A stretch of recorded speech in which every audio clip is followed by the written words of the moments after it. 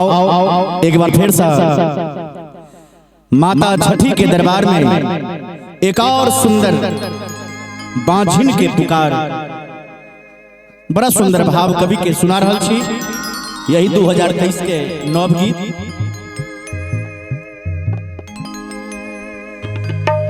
साल साल पूजा कलिया सजा के सपना माहे, रोबै छै नयना मा लालन मा बीना,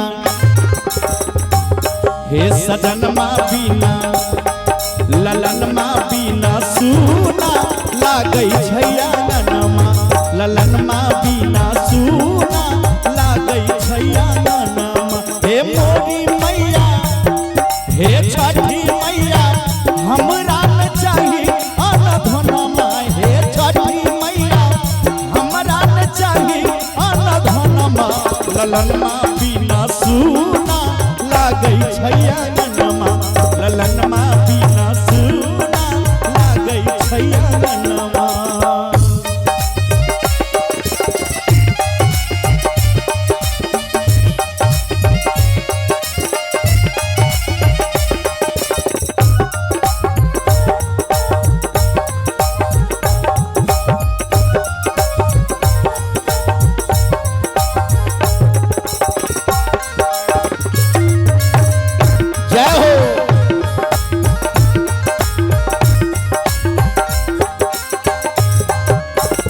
बेटिया बझनिया पर फेर द नजरिया, भेलै कवन कसूर ये,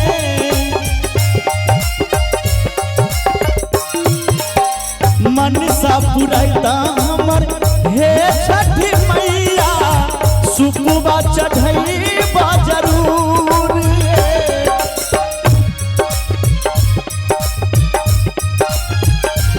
माँ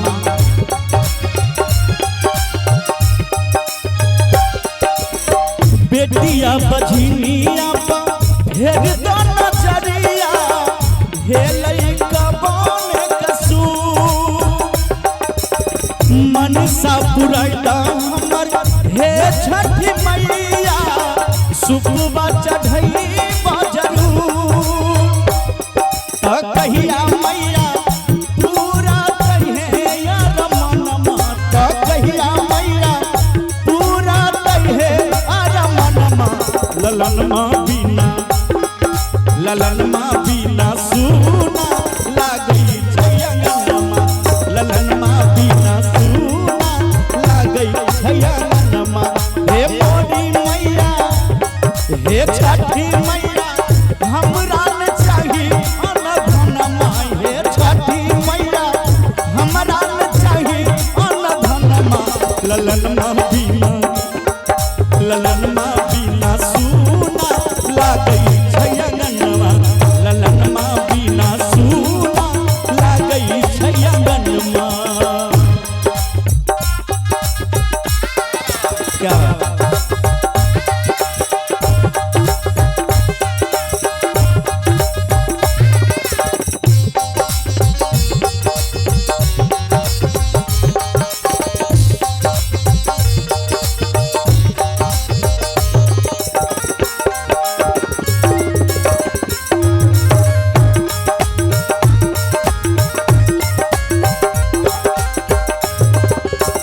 और अबला उ बड़ती माँ से कहे छै जे हे छठी माँ,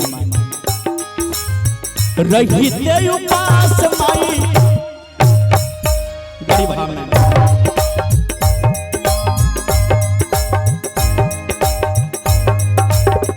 रहिते उपास माई, करै छिया पूजा, सुनिला नतिना माँ के दुख ये।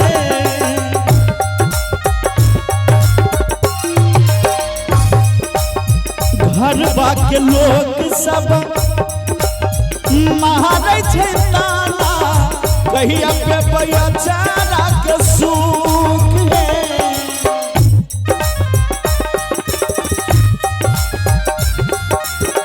माँ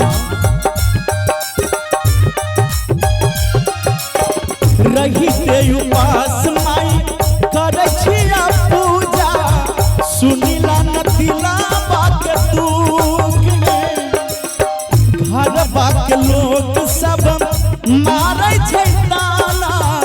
कहिया पैया चारा के सूप संतोष यादव शंभू के मानीला बचनमा संतोष यादव शंभू के मानीला बचनमा ललनमा